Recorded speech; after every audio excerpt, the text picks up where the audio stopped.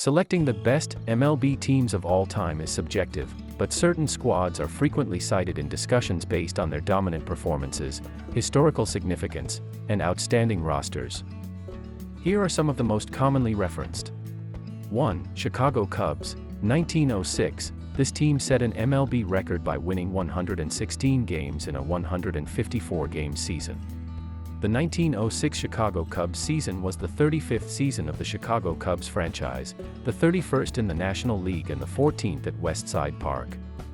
Skippered by player-manager Frank Chance, the Cubs won the National League pennant with a record of 116-36, a full 20 games ahead of the second-place New York Giants.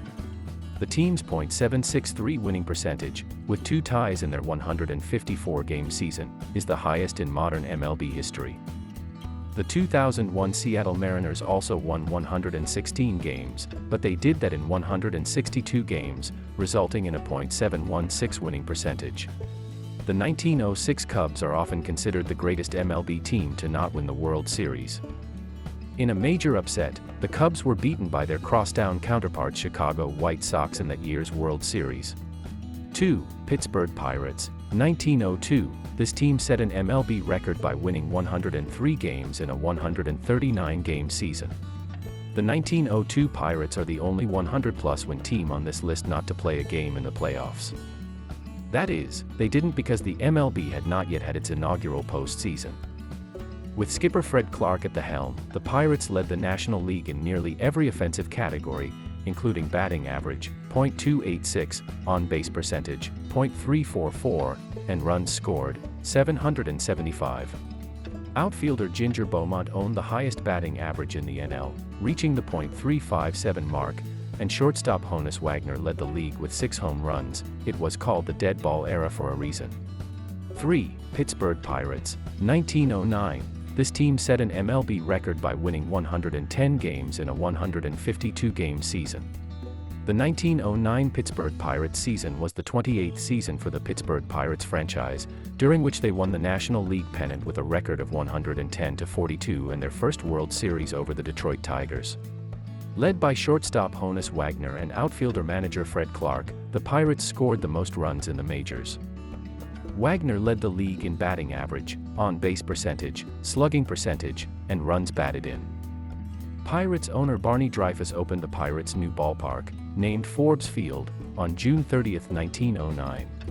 The Pirates' 110 wins remain a team record, a record they set in the last game of the season by beating the Cincinnati Reds 7-4 in muddy conditions on October 5. It is in fact the best regular season win percentage by any World Series winning team. 4. Cleveland Indians, 1954. This team set an MLB record by winning 111 games in a 154-game season. The 1954 Cleveland Indians advanced to the World Series for the first time in 6 years. It was the team's third American League championship in franchise history. The Indians' 111-43 record is the all-time record for winning percentage by an American League team, .721, as this was before 162 games were played in a season.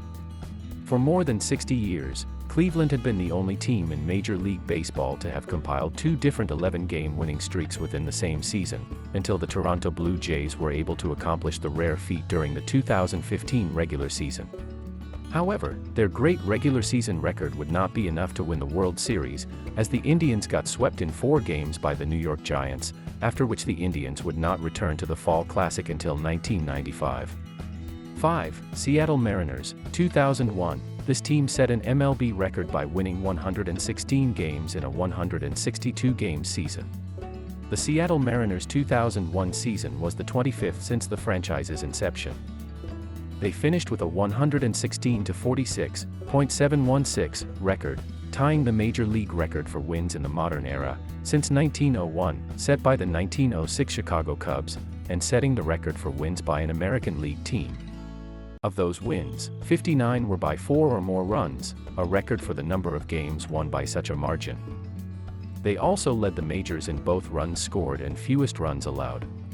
The 2001 season was also notable for the Major League debut of star Japanese outfielder Ichiro Suzuki, who led the league in batting average and won both the AL Rookie of the Year and the AL MVP awards.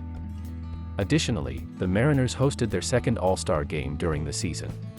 6. New York Yankees, 1927. This team set an MLB record by winning 110 games in a 154-game season. The 1927 New York Yankees season was the 25th season of the New York Yankees of the American League. The team finished with a record of 110-44-1, winning their fifth pennant and finishing 19 games ahead of the Philadelphia Athletics and were tied for first or better for the whole season. New York was managed by Miller Huggins and played at Yankee Stadium. They won the 1927 World Series, sweeping the Pittsburgh Pirates. This Yankees team was known for its feared lineup, which was nicknamed Murderers Row, and is widely considered to be the greatest baseball team in MLB history. 7. Chicago Cubs, 1907. This team set an MLB record by winning 107 games in a 152-game season. The 1907 Chicago Cubs season was the 36th season of the Chicago Cubs franchise, the 32nd in the National League and the 15th at West Side Park. It was the first season that the Chicago Cubs became the franchise's name officially. The team finished in first place in the National League with a record of 107-45, 17 games ahead of the Pittsburgh Pirates. It was their second straight NL pennant. The Cubs faced the Detroit Tigers in the 1907 World Series, which they won 4-0, with one tie, for their first World Series victory. 8. Philadelphia Athletics, 1931. This team set an MLB record by winning 107 games in a 152-game season. Entering the 1931 season, the A's were coming off back-to-back triple-digit win seasons and had won the last two World Series. Outfielder Al Simmons led the majors with his .390 batting average, beating out both Ruth and Gehrig. But it was the A's pitching that stole the spotlight, starting with Robert "Lefty" Groves' Triple Crown, where he ranked first with 31 wins, 175 strikeouts, and a 2.06 ERA. George Earnshaw, Rube Wahlberg, and James "Jumbo" Elliott owned 21, 20, and 19 wins, respectively, and the A's led the AL in least runs allowed, 626. But their dreams of winning 3 consecutive World Series ended as they fell to the St. Louis Cardinals in 7 games. The A's would not go on to reach another Fall Classic until '72, but then went ahead to win 3 in a row. 9. New York Yankees, 1998. This team set an MLB record by winning 114 games in a 162-game season. The 1998 season was the 96th season played by the New York Yankees. Widely regarded as one of the greatest teams in baseball history, the Yankees finished with a franchise record regular season standing of 114-48. These Yankees set an American League record for wins in a season, a record that would stand until 2001, when the Seattle Mariners won 116 games in the regular season against 46 losses. It also saw Yankee David Wells pitch the 15th perfect game in baseball history. The Yankees played at Yankee Stadium, in which they celebrated the stadium's 75th anniversary. Joe Torre managed the team. In the postseason, they swept the Texas Rangers in the American League Division Series, won the American League pennant by beating the Cleveland Indians 4-2 in the American League Championship Series, and swept the San Diego Padres to capture their 24th World Series.